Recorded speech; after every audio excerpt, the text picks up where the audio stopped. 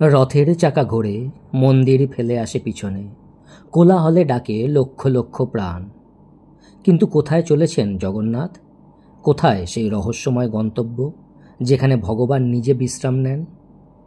আজ আমরা চলেছি পুরীর সেই পবিত্র মন্দিরে, গুন্ডিচা মন্দির।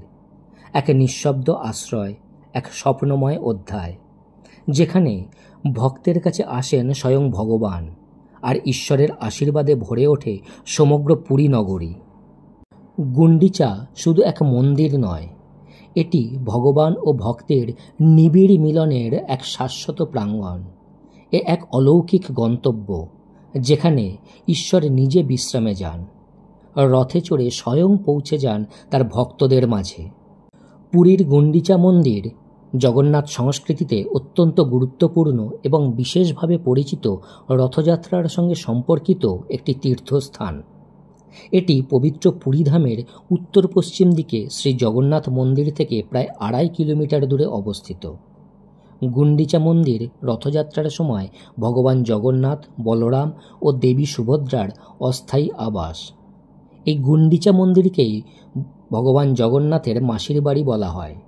প্রতি বছর আষাঢ় মাসে বিশাল রথে চড়ে ভগবান নিজেই এই মন্দিরে আগমন করেন 7 দিনের জন্য।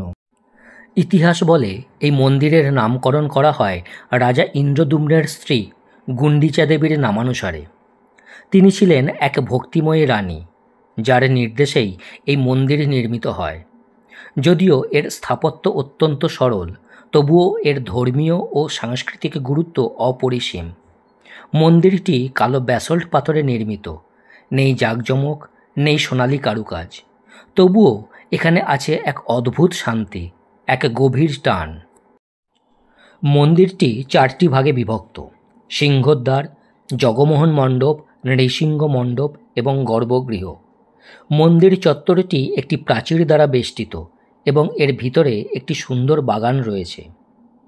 গুন্ডিচা মন্দিরে জগন্নাথের আগমন ঘটে বছরের সবচেয়ে বড় উৎসব রথযাত্রায়। মন্দিরটি 4টি ভাগে বিভক্ত: সিংহদ্বার, জগমোহন মণ্ডপ, নৃসিংহ মণ্ডপ এবং গর্ভগৃহ। মন্দির চত্বরটি একটি প্রাচীর দ্বারা বেষ্টিত এবং এর ভিতরে একটি সুন্দর বাগান রয়েছে।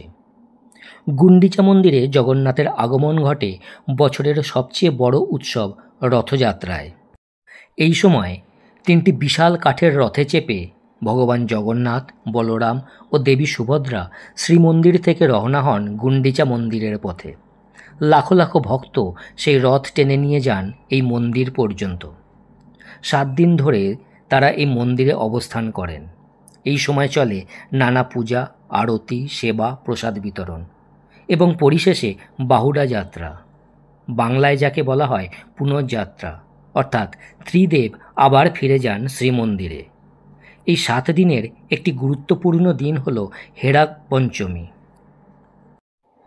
এই 7 দিনের এক গুরুত্বপূর্ণ দিন হল হেরা পঞ্চমী। এই দিন লক্ষ্মীদেবী শ্রীমন্দির থেকে গুন্ডিচা মন্দিরে এসে জগন্নাথের প্রতি রাগ প্রকাশ করেন, কারণ প্রভু জগন্নাথ না জানিয়ে তাকে একা শ্রীমন্দিরে ছেড়ে এসেছেন। এটি একটি সুন্দর সাংস্কৃতিক অনুষ্ঠান যা অভিমান, ভালোবাসা আর ভক্তির প্রতীক হয়ে উঠেছে শত সহস্র বছর ধরে। ভক্তি আন্দোলনের অগ্রদূত মহাপ্রভু শ্রী চৈতন্যদেব গুন্ডিচা মন্দিরের সঙ্গে ঘনিষ্ঠভাবে যুক্ত। তিনি প্রতি বছর রথযাত্রার সময় পুরীতে এসে রথযাত্রার আগেই গুন্ডিচা মন্দিরকে নিজে হাতে পরিষ্কার করতেন। একে বলা হয় গুন্ডিচা মার্জন। তার এই কাজ আজও ভক্তদের কাছে এক অনুপ্রেরণা।